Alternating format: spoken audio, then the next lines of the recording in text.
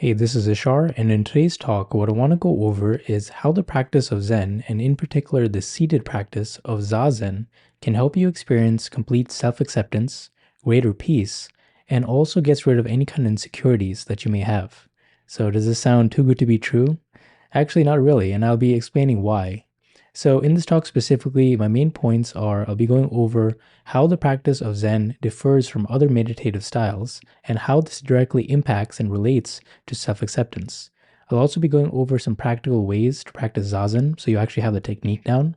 And then lastly, I'll be going over the bigger implications behind this practice. So, how this practice actually affects your life once you practice this long term.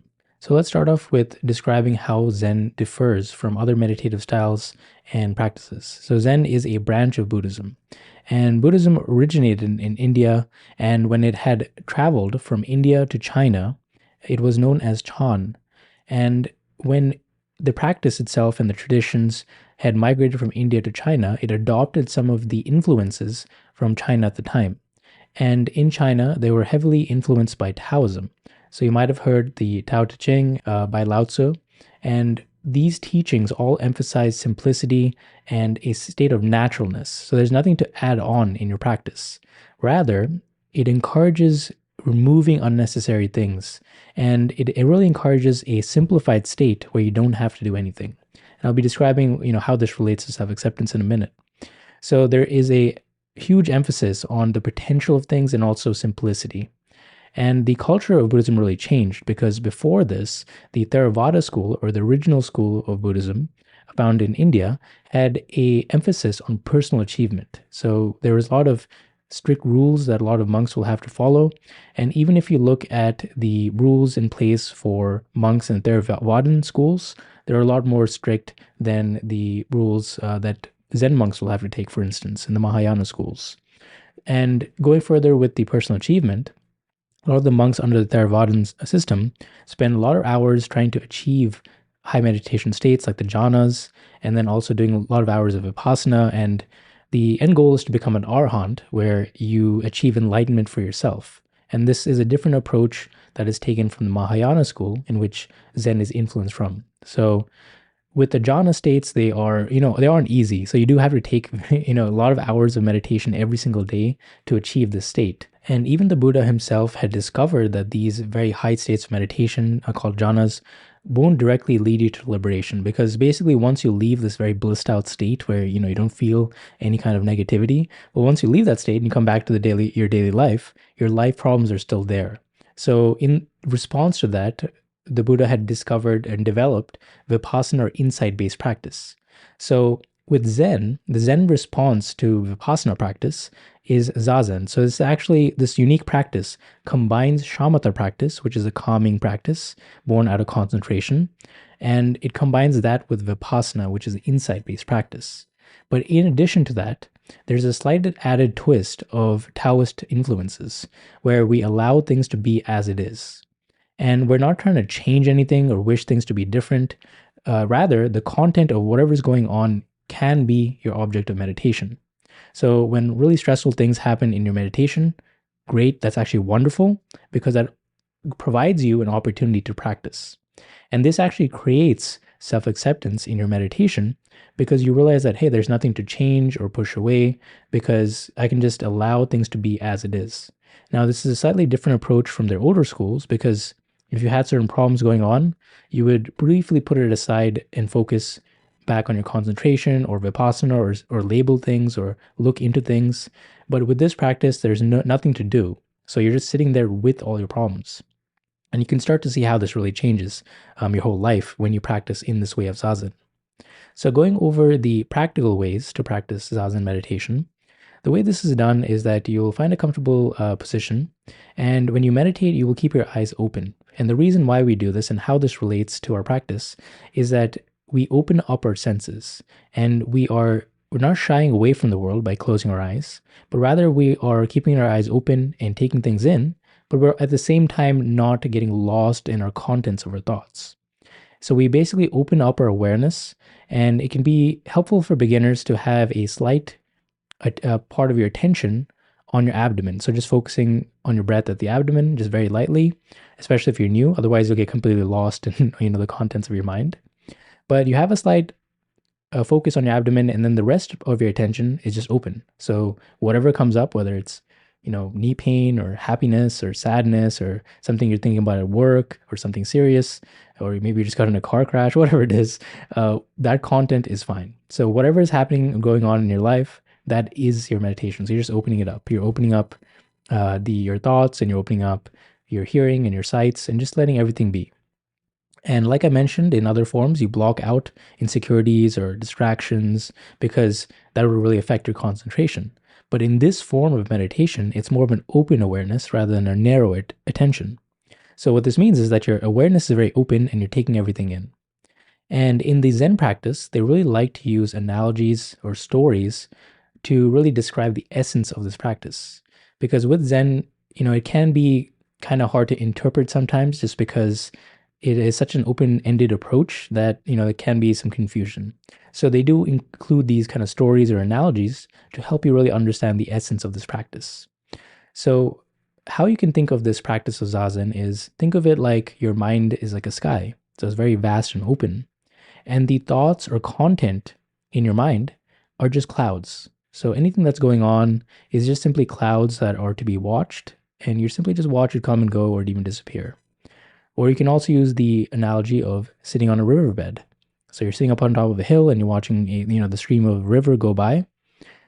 You sitting on top is kind of like your mind or your awareness, and the content, such as what you're thinking about, or thinking about what you're gonna eat for dinner, or different things going on, or maybe you're feeling uncomfortable, whatever it is, your content in your mind is just a stream. So that just passes by. So you can notice it's sort of like having a observer-like quality where you simply just watch the different things in your life come and go. And this obviously has a bigger implications, which I'm going to talk about in a second. And also in the Zen practice, we also incorporate walking meditation known as kinhin. And you also will try to have this hits of presence outside your cushion. So when you're not formally practicing a seated meditation or walking meditation, can you still bring forth this open awareness in all your activities in your life? And the Zen approach is very unique in this aspect because unlike the Buddha's time where a lot of the monks will spend hours and hours in seated meditation, with this style of meditation in Zen, you're actually encouraged to incorporate this practice with all of your life because that is part of your life. So, washing your dishes is meditation. Driving your car is meditation. Having a difficult conversation is meditation. Talking to your spouse is meditation. So why can't we bring that same level of open awareness to all our activities in our life?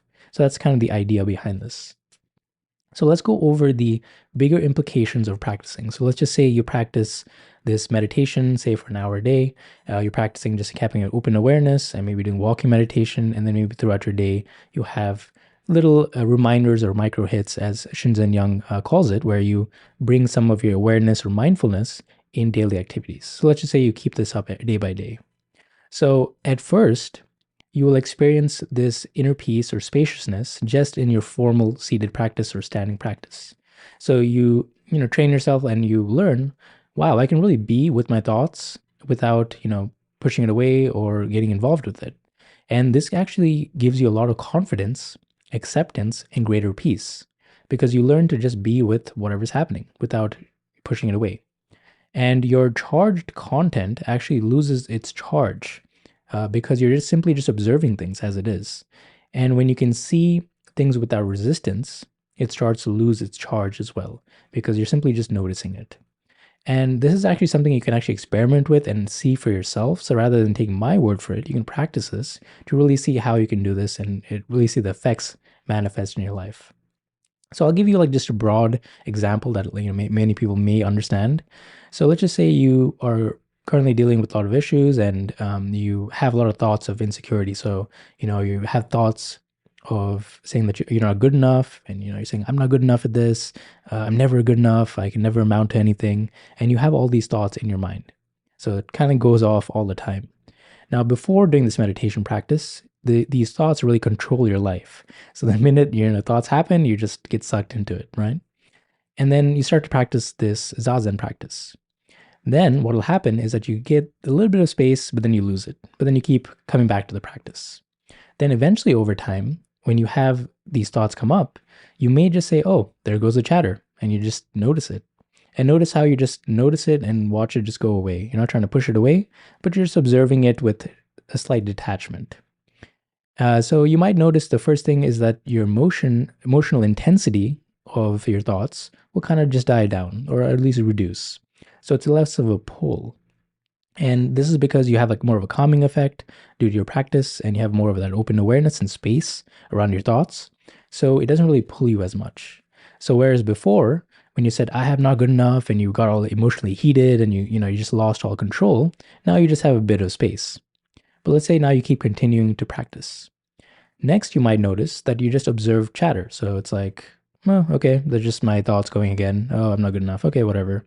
And your story behind it disappears. So the story of, I'm always like this and blah, blah, blah, blah. And, this is because when I was 12, that my parents said this to me and they told me I'd never be good enough. That all just disappears, right? So that you have more of that space involved. You're not really attached to your whole life story. And that's really good. That's a good thing here.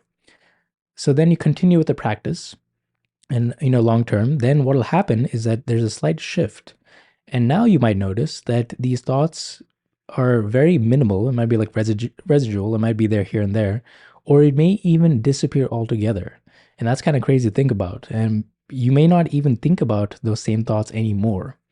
And the best way, it may be hard to comprehend, especially if you're going through a lot of personal turmoil at this moment. But if you do practice this long term, you'll actually get to a point where you don't even relate to these thoughts or very heavy emotions before, because you have completely accepted it.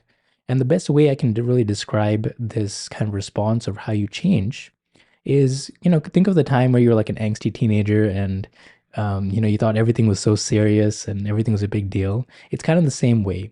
And the same approach or the same way you look at yourself back when you were a teenager or younger is the same way you'll actually look at all your very hard problems. So the very personal, very important baggage that you may have in this present moment will actually be just something that's really funny to laugh at at a later time. Now, this may be very hard to believe, but I find that this is very true. And this is actually something you can experience on your own. So this practice of Zazen can really change you in a lot of different ways. And the reason why is because you're completely looking at everything without pushing it away. So I definitely recommend practicing Zazen meditation. So just having an open awareness and letting things be as it is. And you'll be very surprised of how this specific style of meditation can really transform you because you're not pushing anything away. So non-resistance is really key. So I hope you like this talk. Thank you.